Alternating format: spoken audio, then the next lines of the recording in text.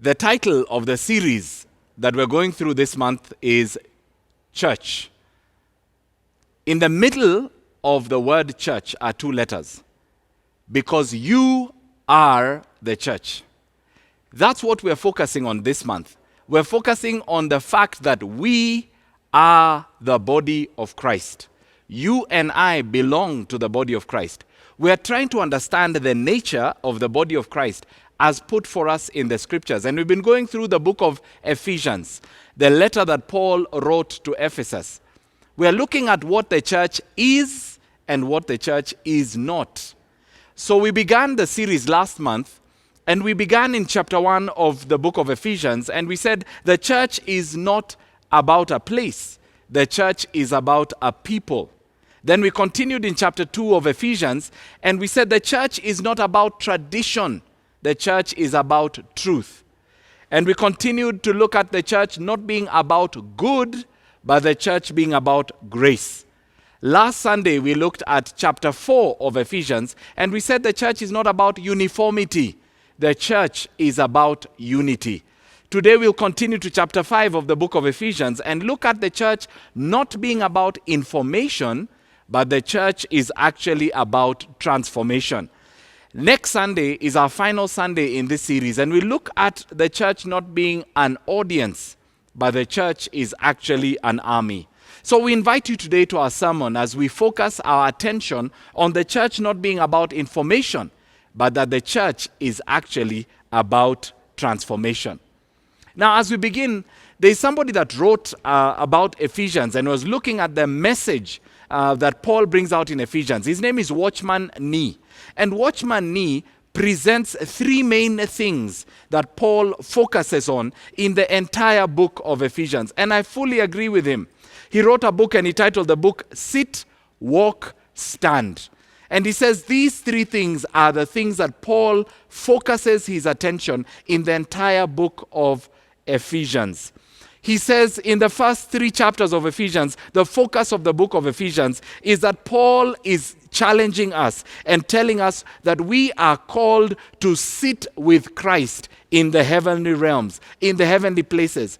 And that's what these first three chapters of the book of Ephesians focuses on. It focuses on our position in Christ.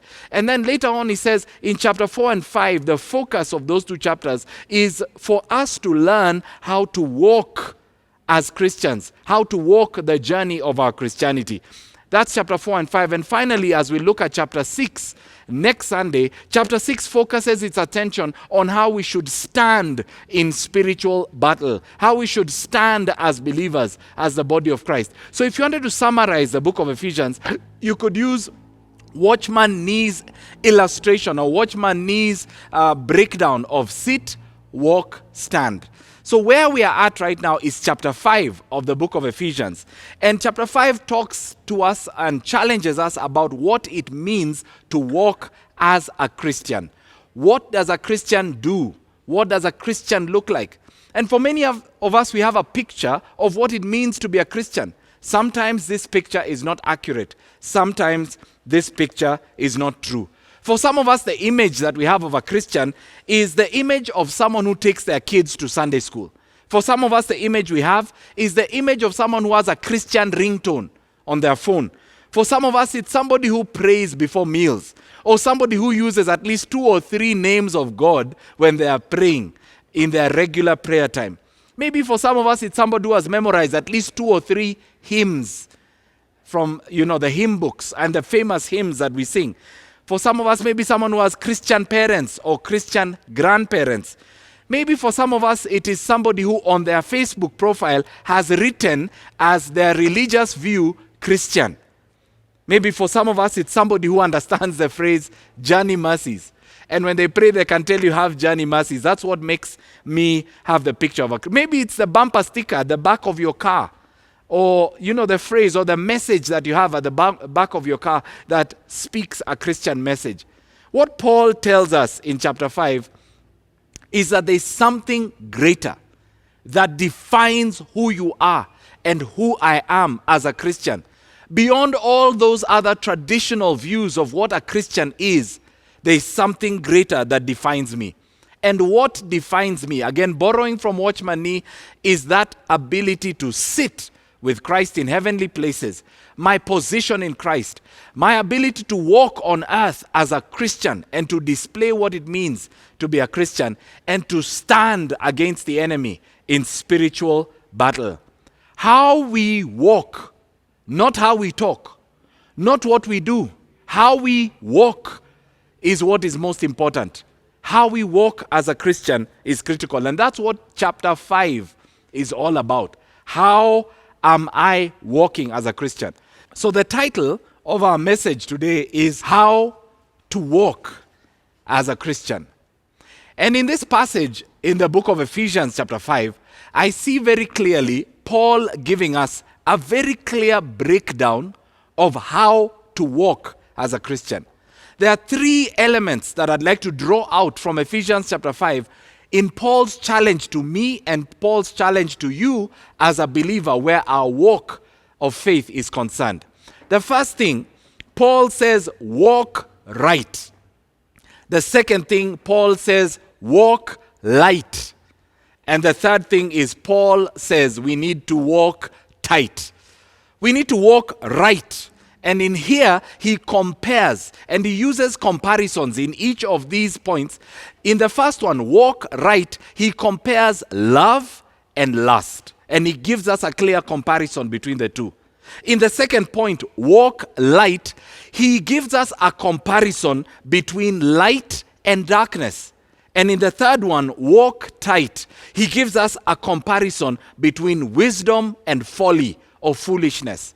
And today, let's unpack these three challenges that Paul is giving us about our walk as a Christian and understand what God is challenging us about as the body of Christ, because you and I are the church. So point number one that Paul makes between verse 1 to verse 7 of Ephesians chapter 5, he challenges us about how to walk right. How to walk right as a believer, as a Christian. In Ephesians chapter 5, verse 1, in the first verse of Ephesians chapter 5, Paul says, follow God's example, therefore, as dearly loved children. Follow God's example. In some versions, it says, be imitators of God. The Greek word that is used here for imitator is the word mimetai. Mimetai literally is the word that we gain from English, the word mimic. Mimetai, mimic. Be imitators. Be the ones, just like a child mimics their parents, because children are very good imitators. Paul tells us we have a Father, God our Father, that desires for us to imitate Him as our Father. And as Christians, we should mimic our Heavenly Father. We should imitate God.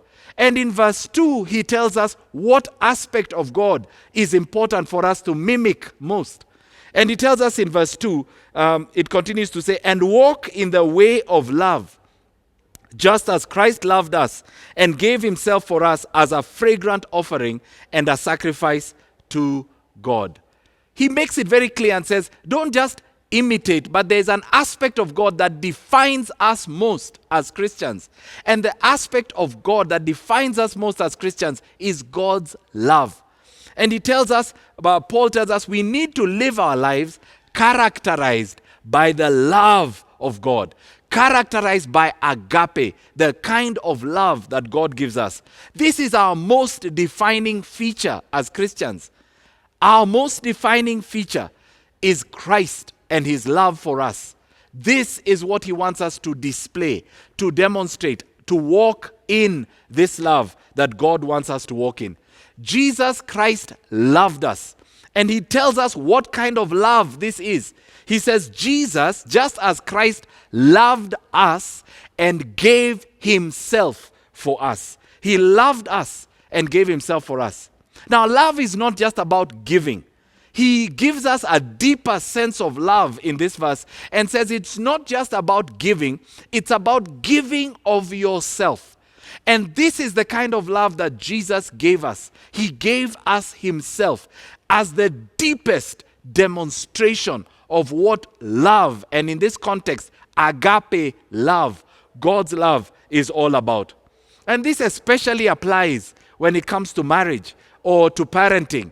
Because love is the thing that connects us as couples. Love is the thing that connects us as parents with our children. And he gives us the nature of the love that will ensure our parenting is effective and that will ensure our marriage is successful and fruitful.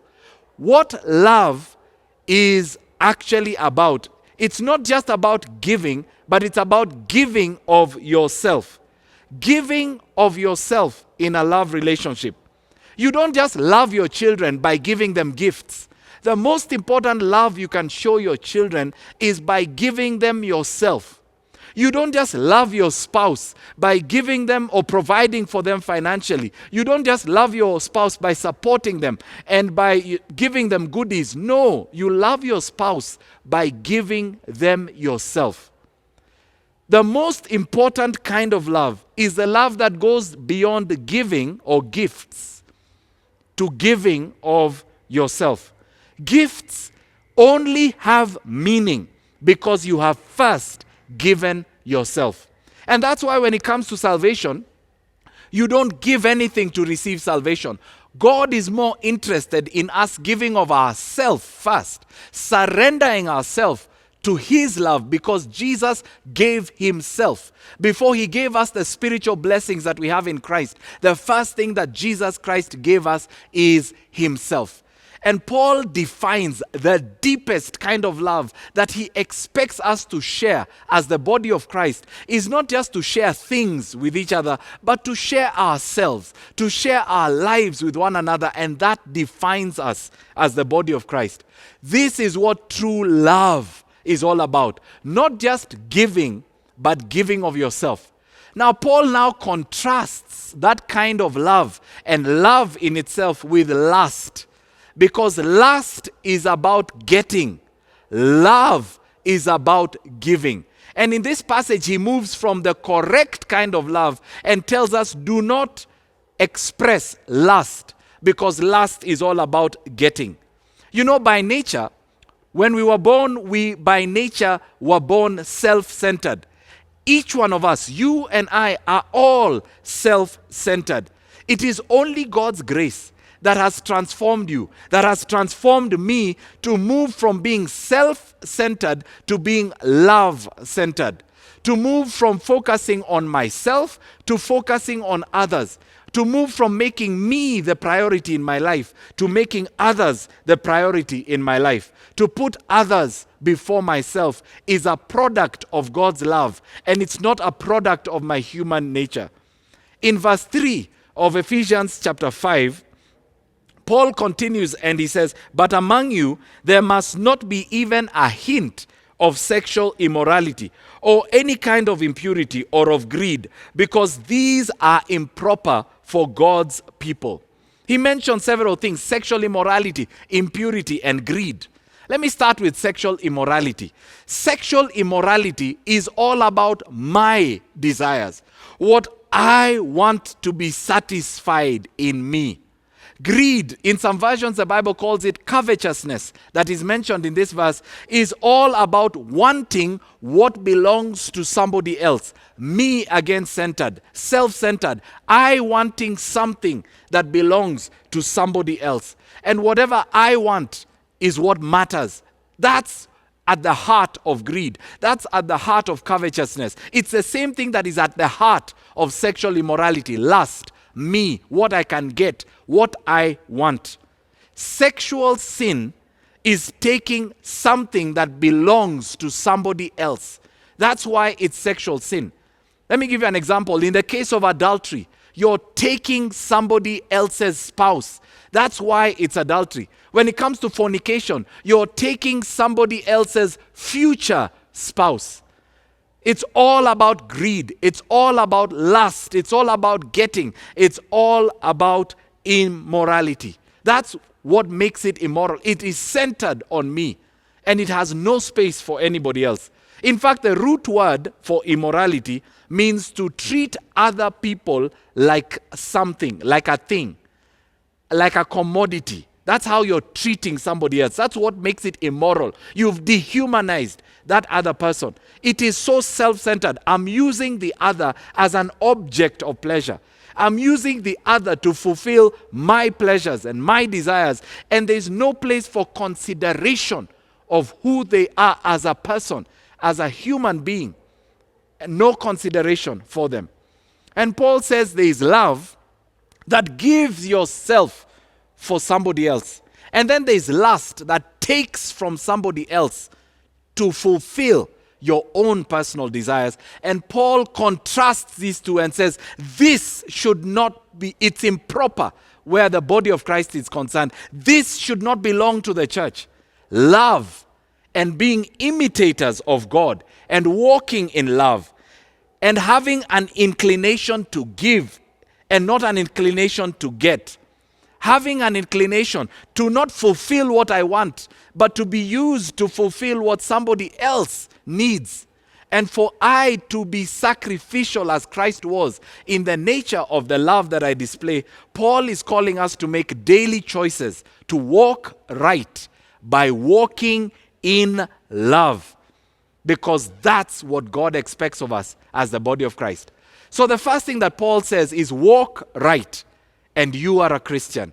God expects us as believers to walk in love, not in lust. The second thing that Paul brings out is now from verse 8 all the way to verse 14 of the book of Ephesians chapter 5. Not just walk in love. And in this context, we're saying walk right. The second thing he says is walk light. Walk in the light as a Christian. God expects us to be children of the light. Not just to walk right, but to walk light, in the light. Paul moves from contrasting love with lust. And in the second portion, he now contrasts light with darkness. And he says, as children of God, we are children of light, not darkness. Jesus says, I am the light of the world, in John chapter 8, verse 12. But Paul takes that a step further in Ephesians chapter 5, verse 8. In verse 8, he says, for you were once darkness, but now you are light in the Lord. Live as children of the light. You were once darkness, but now you are light. Live as children of the light. And he explains to us how we can live as children of the light. I suggest to us that the first thing that Paul tells us in this passage on how we should live as children of the light is to exercise the light. And then the second thing he tells us is to literally expose darkness. So exercise light, but also expose the darkness. In exercising light, you see in verse 9, he says, for the fruit of the light consists in all goodness, righteousness, and truth. He displays to us what the fruit of the light that we have as Christians is all about. Light is revealed in our goodness. Light is revealed in our righteousness. Light is revealed in our truth. He tells us light is something that must be practiced. Light is something that must be demonstrated. Light is something that must be seen. It's not something that must be heard. It must be visible. It must be seen. You either see it or it's not there. Light is seen. It's practical. And he tells us various ways that shows that we are displaying the light of Christ. The first thing he says is, I'm walking in the light if I do good deeds. My goodness, the deeds that I do out of the salvation that Christ has already given me, out of the life that I now live as a believer, I now begin to do good deeds. These good deeds are the ones that broadcast the light of Christ, where Christ has given me to influence. In Ephesians chapter 2, verse 10, the Bible says, for we are God's handiwork, created by Christ Jesus to do good works. When we do good deeds, we display God's light. We exercise God's light. The second thing he tells us is, the first thing he says, goodness. The second thing is righteousness. When we live righteously, we display God's light to others. When we live righteously, we display God's light. In the book of Ephesians chapter 4, verse 24, the Bible says, put on the new self that was created by God. When I am living in light of my new nature, in this righteous life that Christ has won for me, When I'm living in Christ's righteousness and displaying Christ's righteousness in my life, when I am displaying this righteousness, I am displaying God's light. I'm exercising this light. And the last thing that he mentions in verse 9 is goodness, righteousness, and truth. When we speak truthfully, this third thing, when we speak truthfully, we're displaying the light of Christ. Ephesians chapter 4, verse 15 says, speaking the truth in love. When we speak the truth in love to one another, we are displaying Christ's light and we are walking in the light. So the first thing that Paul says in walking light or in the light is that we exercise the light, but we also expose the darkness. From verse 11, he talks about exposing the darkness. Ephesians chapter 5, verse 11 says, have nothing to do with the fruitless deeds of darkness, but rather expose them. He uses the same imagery of fruit because previously I said the fruit of light is goodness, righteousness, and truth. Now he says, have nothing to do with the fruitless deeds of darkness. He tells us that darkness literally has no fruit. It produces no fruit. It is fruitless in nature. Light produces fruit, but darkness does not. Even more dangerously, it produces the opposite of fruit. The opposite of fruit. It's not simply the absence of good, but in darkness, there is not just the absence of good, there is the presence of corruption. There is the presence of the corrupt. There is the presence of evil in darkness. And he says, do not live in darkness. Not just simply because there is no fruit, but there is also the presence of things that are evil that Christians should have nothing to do with. You know, the word used here is expose the darkness. Expose is a photographic word. Photography is all about light and how you work with the light. And when the Bible says expose the darkness, he uses this image from photography because the word photography in Greek is comprised of two words. It's comprised of the first word is photos and the second word is graphe. Photos and graphe, the drawing of light. So literally photography is the drawing of light. It's how you use light to be able to present an image. And in those days, before we would use memory cards or SD cards, we used to have a film that would be used in a camera. And when you're developing this film, you would have to put it under concentrated light, specific light, and a chemical reaction would happen to expose the image that is there. Basically, when you put darkness in light, it produces an image. If you put it under the correct light, there is an image that appears. The nature of light is it changes darkness. Light changes darkness. And what Paul is challenging us is, as children of the light, God has called us to expose darkness, to transform darkness. Light changes darkness. Everything exposed, when light is exposed to darkness, it is transformed. God wants to use us as transformational agents, as children of the light, to expose the darkness. Paul's challenge to us to walk in the light, in exposing darkness, is all about us not being silent about the deeds of darkness that are going on. We cannot and should not remain silent when darkness exists around us. It is our work as light to expose the darkness, to speak up against it, and to be able to transform the dark areas that are around us. Paul is challenging us as the body of Christ to move away from passive avoidance of darkness and avoidance of sensitive issues around us and avoidance of things that are ailing our communities. God is calling us to be advocates, to actively critique and engage the darkness and speak into the darkness so that the light, when presented into the dark spaces, transforms these dark spaces. For too long, the church has been silent on critical, sensitive issues that are affecting us as a community, that are affecting us as a nation. Issues like corruption, issues like sex education, issues like abortion, issues like historical injustices in this country, issues like governance and bad governance, issues like poverty and mental health, and the list goes on and on. The church should be in the forefront because we are the light of the world. And when there's darkness in our country, when there's darkness in our community, we need to expose it by allowing this correct light to transform the image of our society by driving out the darkness. We need to speak against the darkness. We need to demonstrate our light by speaking against the darkness and exposing that darkness. It's only in our light and being the light in our communities that this darkness is exposed.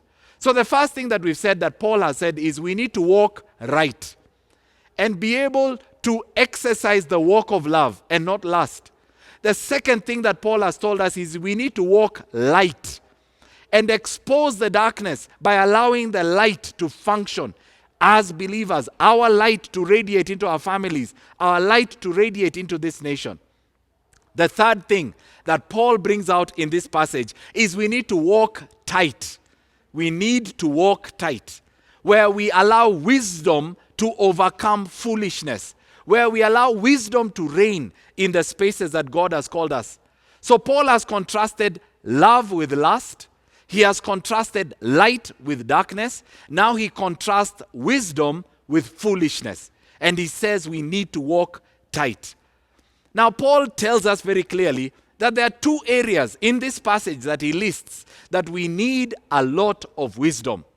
And he mentions these areas, and let me mention them to us. Paul says we need a lot of wisdom time-wise, and we need a lot of wisdom wine-wise. We need a lot of wisdom in how we use our time, and we need a lot of wisdom in how we guard ourselves against drunkenness and consumption of wine. And he says we as believers need to be cautious in these two areas of our lives. In Ephesians chapter 5, from verse 15, he says, be very careful how you live, not as unwise, but as wise, making the most of every opportunity. Some versions put it this way, making the best use of your time. That's what ESV says, the best use of your time. So the first thing Paul says we need to walk tight and we need to walk wisely is time-wise. Time-wise, we need to walk tight. Each and every one of us has been given a gift from God. The gift of time is what we've been given from God. It is our responsibility to make the most and the best use of this time, to make this time worthwhile, because this time that God has given us is precious. You and I are being challenged by Paul to make the most use of your time and the best use of your time. That's why he says, make the most of every opportunity. All of us have the same amount of time. You and I have 24 hours in a day. You and I have 7 days in a week. We all have the same time. You and I have 60 minutes in an hour. We all have the same of this resource. We cannot stretch it beyond 60 minutes an hour. We cannot accumulate it so that we use it later. Time has to be spent during the prescribed time that God has given us. And as Christians, the first thing that Paul is telling us is be careful how you use your time. Do not use your time wastefully. Do not waste time. Instead, the phrase that is used here is redeem time. That's the phrase that Paul uses. Because redeeming time means to buy up time. It means to rescue time from loss. Time is limited. It's a limited resource. God has called us to manage our time, to manage our opportunities, and to make the most effort to be careful in how we use time. Just like a wise businessman, when he's conducting his business, he looks to make the maximum profit, the maximum gain from the limited resources that he has. And God is telling us to be like that businessman, to live our lives in such a way that we make the maximum use of the limited resource that we have, the limited resource of time. God is calling us like that businessman to get the best deal out of the limited resource, to get the most out of what God has given us as the time that we have here on earth. We don't have much time here on earth. We need to make the most of this time. And you know, when you have a lot of time, like during this COVID season, we've had a lot of time in our hands, a lot of free time in our hands. It's very easy to waste time when you have a lot of free time in your hands. And I know this COVID season may have been comprised of a lot of wasted time, time that was unaccounted for. And God is telling us, let's tighten our time use and make the most of this time. The question I'm asking us is, what are the things that you've been spending most of your time doing it? Let's tighten this time and dedicate our time to the most important things. In Psalm 90 verse 12, the Bible says, teach us to number our days right so that we can live with wisdom. The same thing, wise living is displayed in how we use our time. Time is precious. The time that we have here on earth is short. It cannot be gained back. We need to use it tightly and well, and to ensure that we do not waste our time. But Paul says, yes, we need wisdom time-wise, but he also says we need wisdom wine-wise, in how we consume wine, in how we consume alcohol, in how we consume these beverages. And he was speaking specifically because some things can cause drunkenness, and that's what he's talking about here in Ephesians chapter 5 verse 18. He says, do not get drunk on wine because it leads to debauchery. Instead, be filled with the Holy Spirit. The choice of what you consume into your body reflects your wisdom and how much wisdom that you have. And Paul says, as Christians, we must be careful about what we consume. The specific example here he gives is wine. So we need to be wise, wine-wise. Paul gives two opposite things that we can choose to fill our lives. We can choose to be filled with the Holy Spirit, or we can choose to be filled with wine that causes drunkenness and leads us to debauchery. He says, don't allow yourself as a believer to be drunk with wine because it leads to debauchery.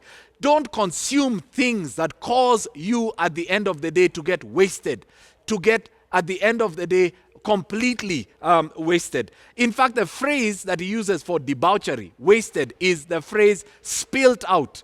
That's what it means. Debauchery means for you to be spilt out. This is the same word that Jesus chose to use in the parable of the prodigal son. Many of you know that parable. This young man who went and spent all his money in riotous living. And the phrase that Paul uses is the same word, spent his life, wasted his life, spilled out his life wastefully.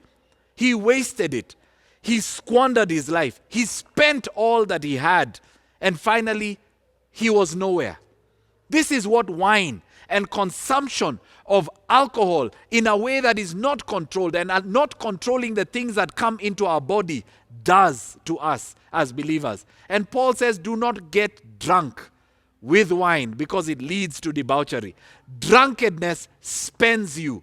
Drunkenness wastes you. Then drunkenness dumps you at the end of the day. It leaves you empty. The very thing that you felt or thought was fulfilling, the very thing that was the promise of fulfilling now becomes the very thing that at the end of the day leaves you empty. And that's what he said, debauchery. The expectation that you had to be filled is disappointed because you're empty and you're wasted. And he says, instead of trying to fill your life with something that will waste your life, fill your life with the Holy Spirit. When we receive Jesus Christ as our personal Savior, as Christians, God gave us an inexhaustible resource and the fullness of who Christ is. And he gave us the promise of the Holy Spirit.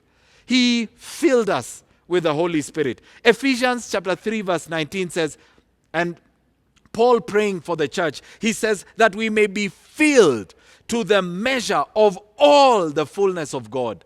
That should be our desire, that we might decrease and that God would increase, and that we may be filled with the Holy Spirit and not filled with something that at the end of the day empties us and wastes us. God did not create the world full without him. God created the world in such a way that the world could be filled by him. God desires for us to give him the opportunity to fill us.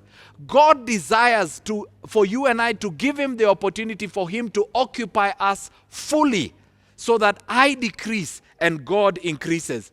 But the challenge with the sin that we have in the world is we turn our attention to other sources to fill us. We turn our attention to worthless fillers, things to fill our lives that at the end of the day empty us. And that's why Paul calls us idolaters. We have replaced God's space in our lives. We have replaced God's place in our lives with other things.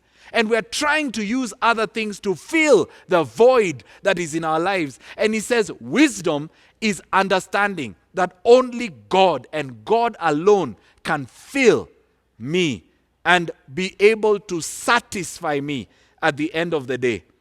Don't allow the things of the world to waste you and to destroy you. Allow God to fill you afresh. Drunkenness results in lack of control. But the Holy Spirit is the one that comes with his fruit of self-control. And wisdom is allowing the Holy Spirit to guide our lives. And maybe right now, you're listening to me from your home. And you know that you've been struggling with alcohol. You know that you've been struggling with drunkenness. Maybe you're actually watching me right now feeling drunk because you're just coming out of a drunken stupor. And right now, you're facing the effects of what excessive consumption of alcohol and what alcohol can do when it's not put under control. And maybe you're listening to me right now and you're drunk. And alcohol has controlled your life. You're not controlling it. And you desire to break loose from the chains of alcohol, from the chains of what alcohol can do to bring us into a drunken stupor. And right now, you need help. I want to ask you to stop walking alone. Let us walk alongside you. Text your name to the number that is at the bottom of your screen, and someone will walk with you this journey. You are not alone. Allow us to introduce you to what the Holy Spirit can do to your life, to give you the ability to say no to alcohol, to give you the ability to say no to things that would destroy your body, to give you the ability to break loose from the controlling power of alcohol over your life and to surrender your life to the controlling power of our Lord and our Savior Jesus Christ. Allow God to step into the void that you have been trying to fill with alcohol. Allow God to step into that void and fill it once and for all, and to continue to fill it overflowing by allowing yourself to text your name to that number. And all you need to text is walk with me. That's it. Because we're talking about how to walk today in our sermon. Just text your name and at the bottom just say walk with me. We'll understand what that is. And one of us will begin to take that journey with you. There are people that are dedicated here at Nairobi Chapel to walk with many through the power of addiction and through the shackles of addiction, and to let Christ's power liberate you once and for all, and for you to become a free member of the body of Christ that is only under the control of the Holy Spirit, only under the control of our Lord and our Savior Jesus Christ. So please go ahead and text your name and allow us to minister to you, to walk with you, to love you, to accept you, to be able to enable you to get back on your feet. So let me just summarize what we've been talking about today. We've been looking at Ephesians chapter 5. And Paul tells us how to walk as Christians, how to walk as the body of Christ. Paul has said, number one, we need to walk right. And the right walk is to walk in love and not in lust. The second thing he says is we need to walk light. And the way to walk in the light is to walk in the light and not in the darkness. And the third thing he says is we need to walk tight, to walk in wisdom and not in foolishness, not in folly, in terms of how we use our time and in terms of how we control the things we consume that later on destroy our bodies. My prayer is that you and I, as members of the body of Christ, will submit ourselves totally to God and allow God to lead us in this walk of faith as you walk, as Paul has put it. So thank you once again. Next week we'll get the opportunity to conclude our sermon series on the book of Ephesians, because you are the church. Shall we pray together? Father, thank you for the opportunity to receive a challenge from your word about walking right, about walking light, and about walking tight. Thank you, Father, for your word and how alive your word is. And I pray right now, if there's somebody that is struggling with lust, would you liberate them from focusing on themselves and their own selfish desires? And I pray that you give them the opportunity to refocus their attention on expressing a love that gives of themselves. I pray that many children right now will receive a new love from a father. Many children right now will receive a new love from a mother. I pray that a spouse will receive a new love from their spouse, because the focus is now to them. It is outward. It's not selfish anymore. That they will give of themselves and not think that we can buy affection. Gifts are a byproduct of us giving of ourselves first. Father, I pray for each family and marriage represented right now, that the right kind of love will comprise our relationships. I pray for friendships that have been taking from each other, that we begin to give and not get from each other. Would you give us the right kind of love as the body of Christ?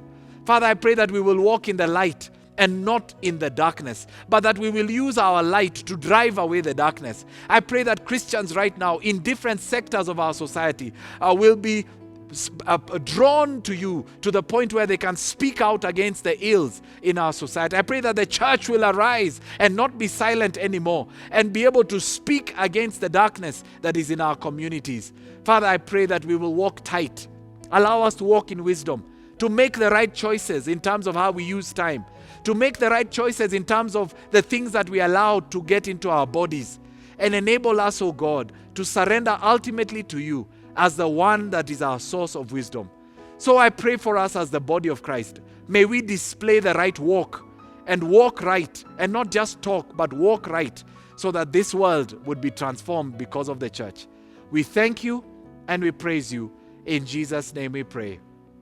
Amen. So now may the Lord bless you. May the Lord keep you. May the Lord turn his face towards you and be gracious to you.